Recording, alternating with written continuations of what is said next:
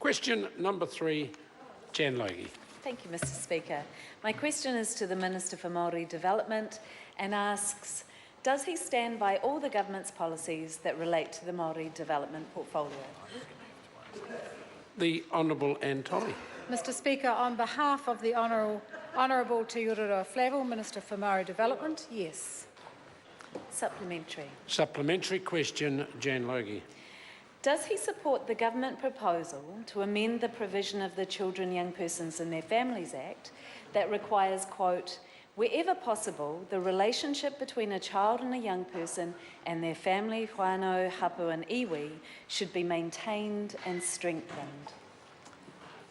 The Honourable Anne Tolley. On behalf of the Minister for Māori Development, I'm actively working with my ministerial colleagues to ensure that any new legislation or proposed reforms take account and have due regard for the rights of whānau, hapu and iwi, and will be widely consulted with iwi, hapu and whānau.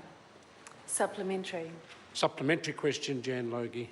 Does he think that the best outcome for Māori children is to, wherever possible, remain in the care of their whānau, hapu or iwi? The Honourable Anne Tolley. Mr Speaker, on behalf of the Minister for Māori Development, my officials and I provided a range of advice, including the need to protect whakapapa, uphold treaty rights of whānau, hapu and iwi to be authorised to care for our own mokopuna.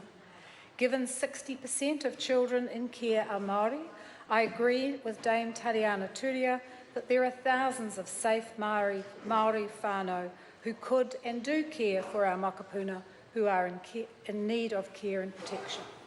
Supplementary. Supplementary question, Jan Logie. How could any change to this hard-fought-for provision be consistent with the UN Declaration on the Rights of Indigenous Peoples, which recognises, quote, the right of Indigenous families and communities to retain shared responsibility for the upbringing, training, education and well-being of their children? The Honourable Anne Tolley. Mr Speaker, on behalf of the Minister for Māori Development, I'm an absolute advocate for the rights of Māori children and young people to be treated as Māori, and I'm working with my colleagues to ensure that both whakapapa and treaty rights are protected and maintained. Point of order, Mr Speaker. Point of order, Jan Logie. That was a general response. It wasn't a response to the question about how could any change. On this occasion, the Minister's answering on behalf. I'll ask the member to re-ask that question. Thank you, Mr Speaker.